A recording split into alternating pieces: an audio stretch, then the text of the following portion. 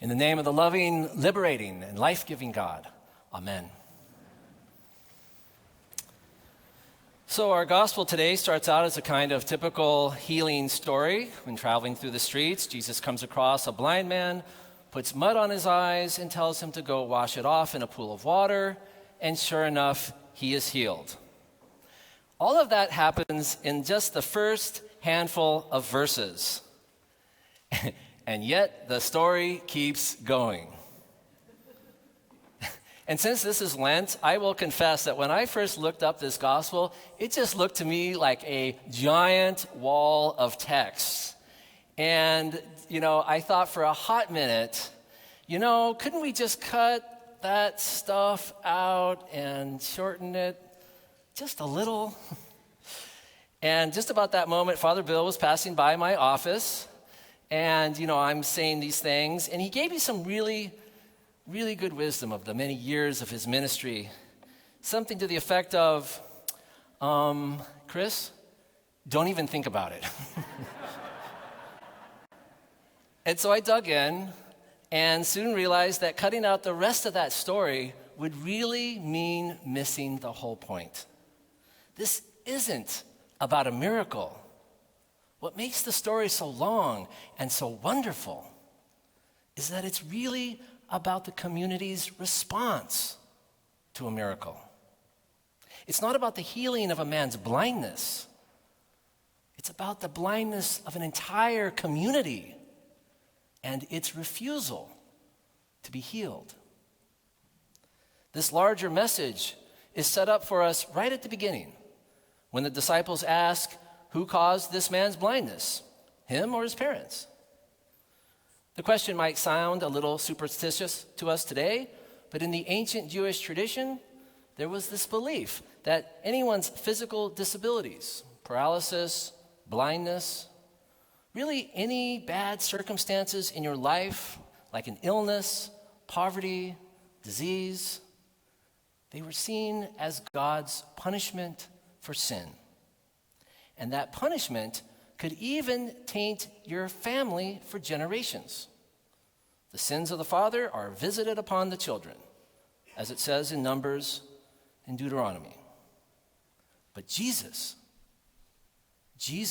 dismisses the entire premise of the question. Neither, he says, neither.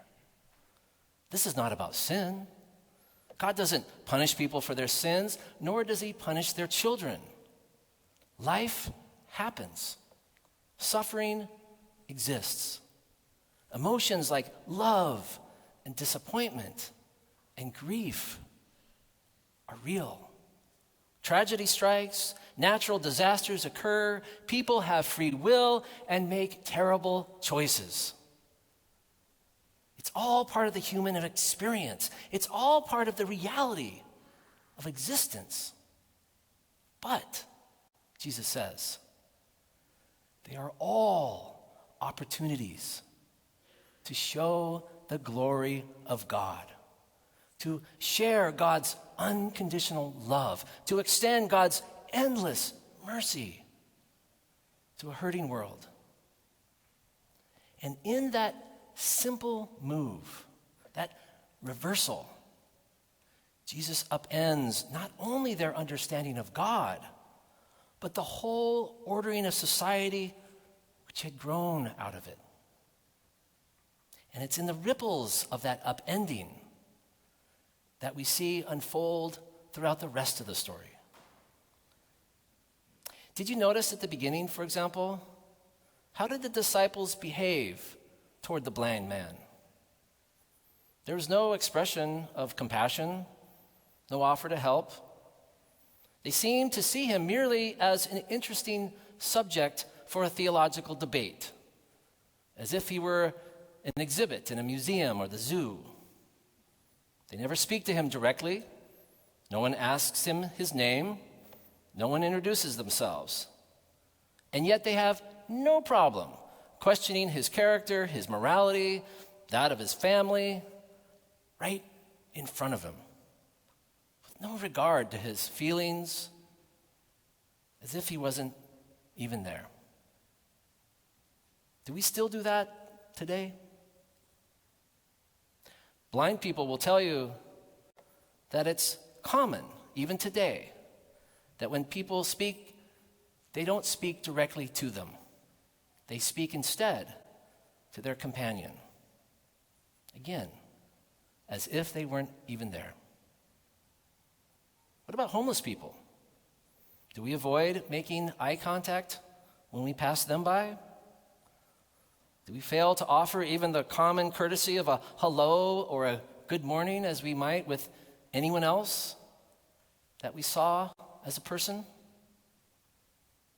When we serve at soup kitchens and food banks, or when we see anyone who is struggling, do we ever wonder what they might have done that brought this upon them?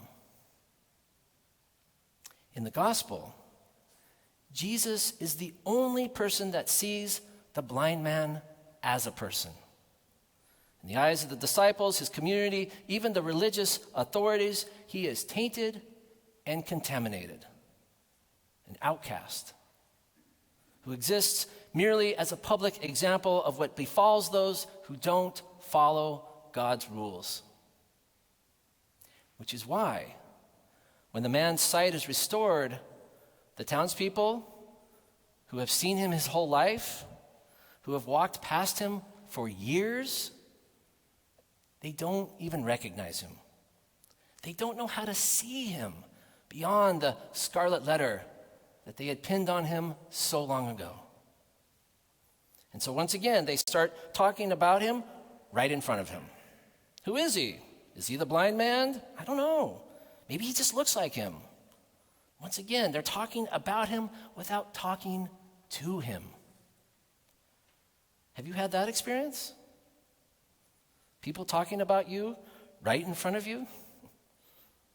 Debating your ideas? Speculating about your motivations? Planning your life as if you weren't even in the room? We do that to young people all the time, don't we? I remember doing it to my grandmother as she was getting older. And I felt it done to me. And it is frustrating. It makes you feel invisible. Which is why my favorite line in this amazing story is when the formerly blind man, seeing all this speculation going on about him and right in front of him, finally bursts out to all of them, "I am the man." Hello? Here. Did you also notice how nobody rejoices when he's healed? Not even the man's parents express the slightest hint of joy or gratitude. Where are the hallelujahs? Where's the attempt to connect with him, to try to share in his joy, to understand his experience? What's it like to finally see? Does the sun hurt your eyes? What's the most beautiful thing you have seen so far? No. There's no wonder, no curiosity about what's going on within him, just the mechanics, just suspicion and disbelief. He is still just a non-person in their eyes. Why do you suppose that is? Because I think this is what John is trying us to get at. Are they ashamed? After dehumanizing and ignoring this man for so long, is it just too hard to try to see him as a person? Does it mean putting up a mirror to something they don't want to see about themselves? Or is it a threat to their carefully ordered hierarchy? I mean, if this man's blindness isn't a punishment for sin, well, what does that mean for all of us at the top? Are we no longer righteous? Might we be sinners and not even know it? How will we know who has God's approval and who doesn't? Or is this about a refusal to give up scapegoating? As James Allison, our theologian in residence last year, reminded us, human history has a habit of finding common ground, not through understanding, not through forgiveness, but by finding a common enemy. Someone that we can blame so we can feel innocent. Someone that we can call the problem so we don't have to think about real solutions. Someone that we can force out so that we can feel in. We do it because a common enemy is a shortcut to community. It brings us a sense of peace by distracting us from the true work of being together. But it's a peace without justice. A peace that is not based on Christ's love, but on the othering of God's children. And so it's a peace that ultimately just breeds more violence and an endless cycle of estrangement, resentment, and revenge. Is this about our addiction to scapegoating? Is that what is holding us back? Or is it that the good news just seems like a lot of work? If God is the God of reconciliation and not retribution, does that mean that we have to show compassion as well? Are we now supposed to welcome those who are different, care for those who are sick, serve those who suffer? Are we supposed to now leave our safe and comfortable homes and actually go to the margins? And actually meet the people we've been marginalizing for so long? Get to know their names and to stand with them until the margins are no more? In the very beginning of John's gospel, he says that Jesus came to bring light to the world, but the world did not accept it. Do you see how this light that Jesus is bringing into the world might be resisted? Do you see how this would upend everything? Do you see how much simpler and easier life is when we can just write people off? When we don't have to welcome the stranger. We don't have to learn to love our enemy. Do you see how that is all still true today? The religious authorities, they can see where this is heading, and so when the man stands by his story, they too cannot let go of the status quo. They too cannot entertain a new way of seeing one another and seeing God, and so they too cast him out once more,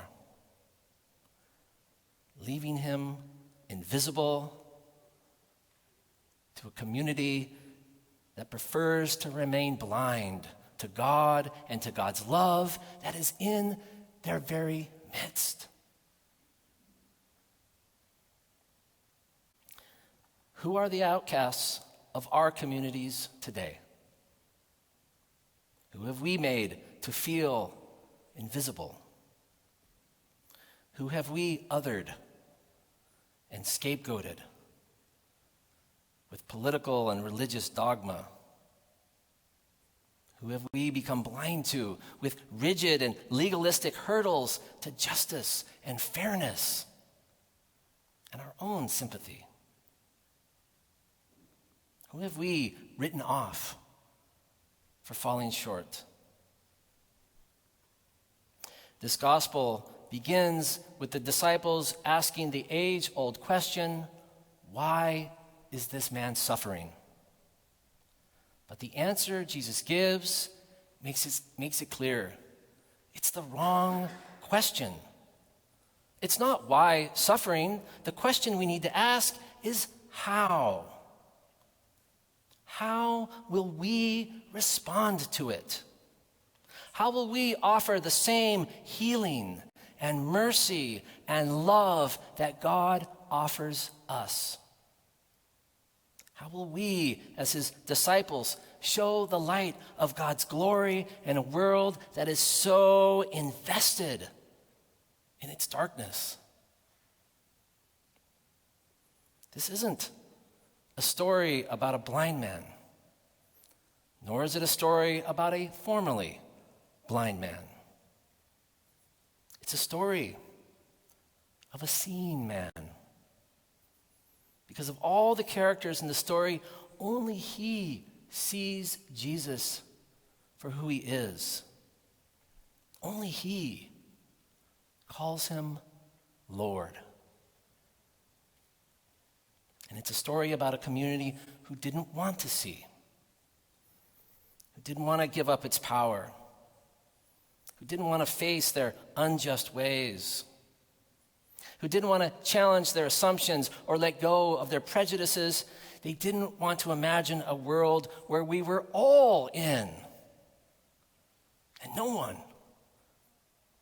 was ever left out. Will we? Will we allow Jesus to open our eyes? Will we also call him Lord? Amen.